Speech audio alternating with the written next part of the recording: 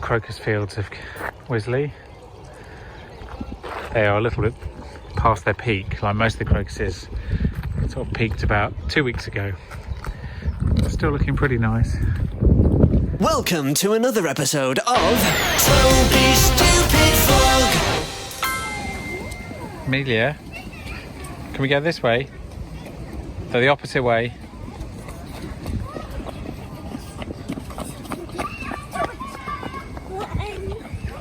Come on.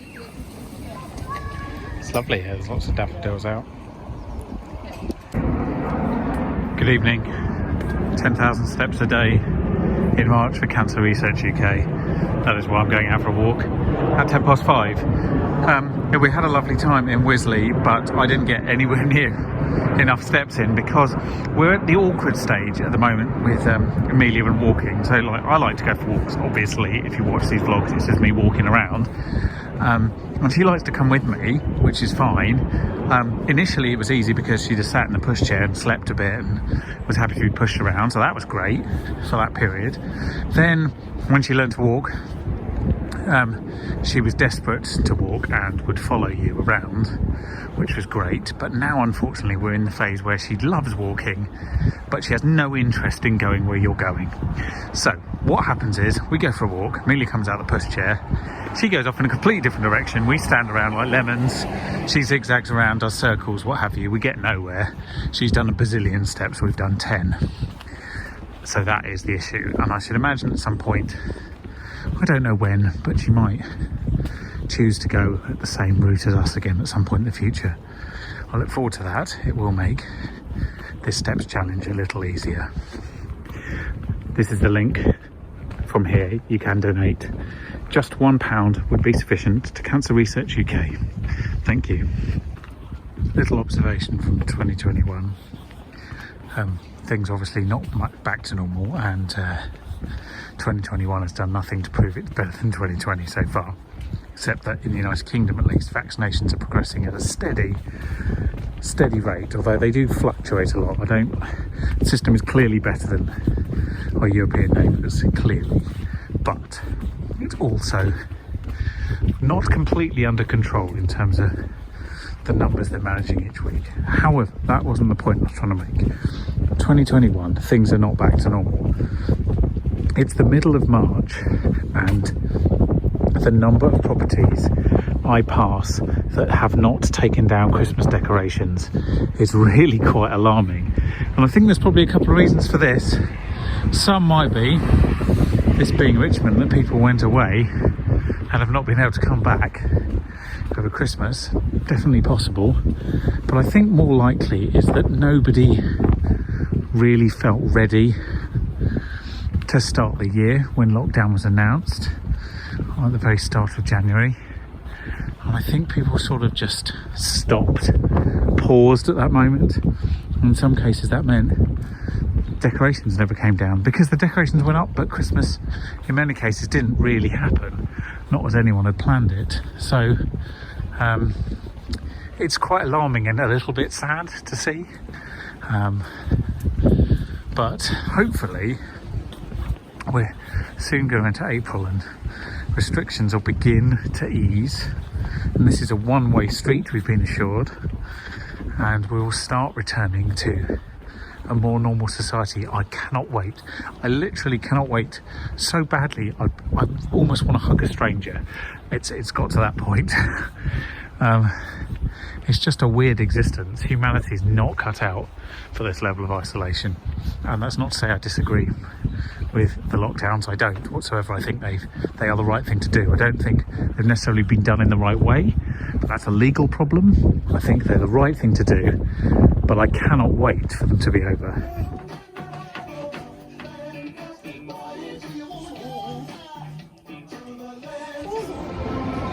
If you want to know what the end of the world looks like, this is it. It looks like a massive, huge temple to shopping, vacant, signs on the floor for an other world when you could queue up, music still playing, security guards still protecting, but there's nothing here. No people, no sales. It's very much like the Mall of Dubai when I remember going there. That wasn't because, you know, there was an apocalypse. It was because they built the world's largest shopping centre with one of the world's smallest populations. This is just COVID end times. Good afternoon. I've just come off a meeting, as we'll now call them. We don't call them video calls anymore, it's just a meeting about recruiting a new chair for RHP, as our current chair stands down after his maximum term come the summer. So it's left me, as sitting on a couple of these committees over the last few years, with a feeling of sadness, not because there aren't good candidates out there. There are. There's some excellent candidates. I'm sure one of them will become our new chair. But the reason it fills me with such sadness is because there is still not the ability for an organisation as large as RHP, which is a medium-sized housing organisation, only has like 225, 235 staff, something in that order. It provides housing to about 10,000 homes, ballpark. But to get someone on the board of an organisation like that from a non-white background is incredibly difficult. That's not excusing it. That's a fact. And here is why I'm sad. Every single time we get recruitment consultants to go out and look for large groups of people who could do the job. So we get them to come back to us with a really long list, 40, 50 candidates in some instances. And those lists are very diverse. They always are. They do a really good job.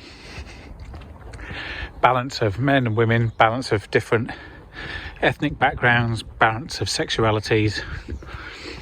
And they usually, deliberately, slightly biased beyond what you'd call the normal makeup of society. So, for example, men and women are roughly equal in society, although it does vary by age gap slightly. But ethnic backgrounds are not. So, for example, in this area, southwest London, black and Asian people make up somewhere between, depends when you ask the question and who you ask, 10-12% of the population. Let's say 1 in 10.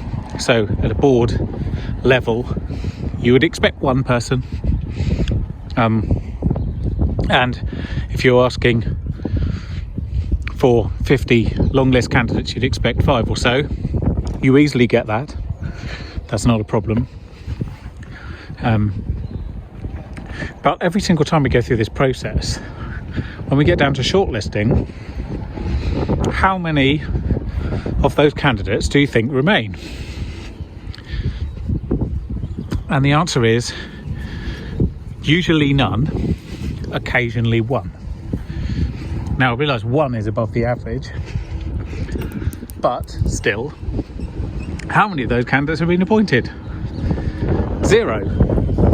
And it always comes down to the same thing. It's a terrible vicious circle whereby we're asking for people with experience in fields and we're simultaneously asking for a balance of people, but those two things can't coexist. We live in a society where, historically, boards are made up predominantly of white men, more recently some white women. And if you're asking people with board experience, then you're not going to get any candidates from a BAME background. So they're immediately excluded and the problem continues. It's unbelievably frustrating. And here's the other issue I have. I don't believe for 1 minute that there aren't candidates that could easily fulfill these roles. Do I ever see these candidates on lists? Not that I'm aware of. The candidates I have seen are never actually as good as the other candidates on the list. So I think there's 2 problems. I think there's one, is it a bias issue? from people like myself in the appointment process, and I try as hard as anybody to work out what my biases are, and so I'm acutely aware of them and try and diminish their impact. But I also think there's a bigger issue, which is when you advertise for these kind of positions, you rarely advertise in the right places to get enough good quality candidates. I really do believe that.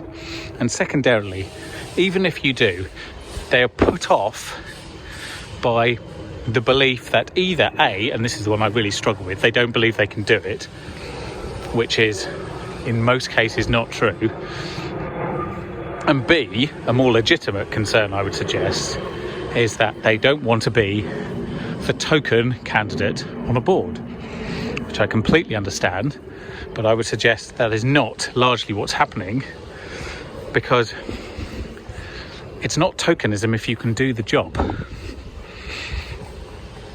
And that's a mantra by which I've been keep saying. It's not tokenism if you're actually good at the role. It's tokenism if you appoint somebody to a role regardless of their ability because of what they look like. That's tokenism. So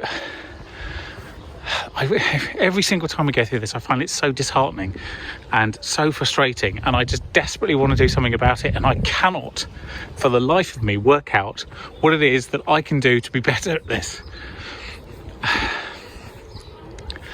And it just makes me sad.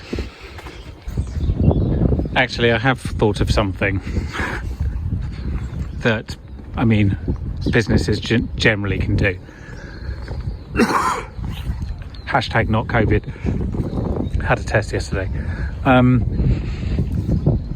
So the real problem is that often you're trying to get people from a very small pool of senior executive experience when you're pointing to boards. The reason the boards look white and male is because senior executive positions in companies look white and male. So there's two things with the same thing really that you can do. Number one is have mentoring schemes within organisations to make any candidate, but especially groups that are naturally discriminated against, naturally is the wrong word, that are, it's not natural at all, groups that are historically discriminated against, made to feel empowered to do those roles and apply for them in your business. I would strongly suggest you had some sort of mentoring scheme like that. And secondarily, I'd like to see organisations, to fast track this a bit, do mentoring schemes for boards where people who don't feel like they can step up and do that role are given the opportunity to do so, and especially in the historically discriminated groups. And I mean, primarily by that I mean racially discriminated, but also to a certain extent people who are categorised under the very long and slightly unhelpful label of LGBTQ+, which are all completely different groups that are lumped together, and I haven't been convinced they've been lumped together in a helpful way as of yet, but I would like to see some of those schemes going forwards. I've also read an interesting piece on why the categorisation of BAME, or BAME as some people call it, is unhelpful, because it just lumps all non-white people into a homogenous blob. I understand that. But I do think there's a distinct problem with society biasing itself towards white people. So I need to see a category of non-white people that can be empowered. And I don't know that they should necessarily be lumped together. I think that's obviously that they have different challenges. But strength in numbers is what I would say. It becomes less of a fringe issue if you can make it about 15% of the population, and therefore it has more power. And once you overcome hurdle 1, which is that one, then you can look at the individual issues around each of those letters. And I think that's even more true of LGBTQ+, because in those instances LGB as you may be aware, describes who you love. And T and Q describe who you identify as. I don't think that is the same issue at all. But strength in numbers, I suppose that's the argument. Yesterday was not a good day. Today is. The first shoots of the cherry blossom that's about to take over the little walk are coming out, so I'm very happy about that. But every now and again, I think, especially during lockdowns, we reach a point, all of us, where we've just had enough of everything and just sort of feel a bit demotivated. That was yesterday for me. I didn't feel good. I wasn't ill. Well, I am a bit ill, but I've just got, a cough. It's hardly the end of the world. But actually, more of that is just sort of mentally run down and a bit fed up. And at some point, you just need to take a break. So I did. I'm going for a walk today, and I feel slightly better, and that's enough. That's good enough for now. So we'll make do with what we've got. Try and make the most of this opportunity to go for a walk every day and sort of regroup. And I've got some work to do this afternoon and tomorrow, which will be quite a pleasant change. I don't know if I mentioned this before, but I started rewatching The West Wing. I think it's the third time I will have watched it properly. I skipped a lot of season 1 because, as with a lot of long running shows, they hadn't really found their feet in season 1. But I picked up just from the end of season 1, and I'm now through to sort of towards the end of season 4.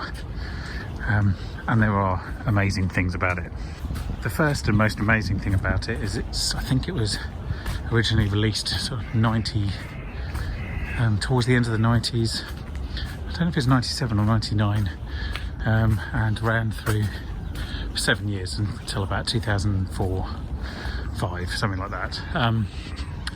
So the newest episode is more than 15 years old. So that's, quite a long time in political dynasty history. Since then, obviously, we've had Obama, we've had Trump, we've now got Biden. But what's most alarming about it is how many of the issues that they talk about in this series from 20 plus years ago, in some cases, are unresolved and that seem really important even then, and 20 years on they haven't resolved them. Things like healthcare in the States, which is better but a long way from where it should be. Things around gun ownership, which is still absurdly archaic. All things around social security and all those kind of issues, mostly still unresolved. The price and funding of education has never really been properly dealt with. Infrastructure projects around the United States, not ever properly dealt with. Polluting, it's been a yo-yo. It's remarkable how much of it's still relevant because it's not been resolved even now. But I don't mention it to talk about that because although that is very depressing in so much as there's still such obvious things that could be done that haven't been because of deep-rooted political dogma. That's actually strangely what keeps it still relevant. It's why it's still very watchable. And so from an entertainment perspective, it was either ingenious to focus on things that you didn't believe were going to be resolved anytime soon, or just pure luck, but we'll never know. The reason I mentioned it is because it's in so many ways fantastically inspiring, regardless of whether you agree with the politics, because that is obviously just one shade of politics. But inspiring in so much as what you see is a political class of people who are deeply devoted to the idea that a small group of people can make the world a better place, and they're deeply committed to that idea. And more than that, because there's a lot of people who want to do good things, they are the right people for the job because they're intelligent and thoughtful and are aware when they make mistakes, and that does not exist currently in the UK political spectrum, and I hope it comes back soon, because it makes you want to be part of politics, and that's a good thing. You should want to be part of it, because it is the only game in town when it comes to actually making substantive changes. And if you're disengaged from it, then it gets worse, as it is here, and nobody does anything to combat it. So you need shows like that. You need entertainment like that can show you the best something could be. And I find it very hopeful as a programme, even though it is, as I say, 20 years old in some cases. But it's sort of reinvigorated this idea that you can be quick-witted, you can be intelligent, and you can get things done, and you will have bad days, that is guaranteed, but it's worth the fight, and I really enjoy that. So today I'm planning on doing my old walk to Hammersmith I used to do in the mornings on the way to work. Hammersmith Bridge is entirely closed at the moment, so I can't cross over and come back, so I'm having to come up with something else. But it is still nice to go back along this bit of the towpath I haven't been along for so long. So this bit of the Thames obviously is most famous for being the bit of the Thames where the boat race happens, and a lot of these things along here are landmarks. The Mortlake Brewery, Stag Brewery, which is soon to be demolished. This here is the bandstand, but obviously last year, because of the inevitable, there was no boat race, and that was the first time since the war. And this year the boat race is being moved from this stretch of water here, the Championship Course as it's sometimes called, to the River Ouse in Cambridge. It'll be a bit shorter. It means we won't get to see it because it'll be closed and no spectators. Obviously we didn't see it last year, we didn't see it in 2019 either, but I think I saw a bit of it in 2018 was the last time. But it also means we're likely to have moved before the boat race makes it back to this bit of the Thames, so I don't think I'll actually see the boat race again for a few years. And it is an interesting event. It obviously is. Some people see it as quite elitist because it is the two most elite universities in Britain, to the oldest anyway, competing in a sport that allows people to join those establishments just to take part in the sport. And you know, there's been protests against it in the past and all sorts, but actually what it comes down to is it is just a historical sporting event, and like all sports, you either like it or you don't, and that's fine. There's no reason to be upset about it.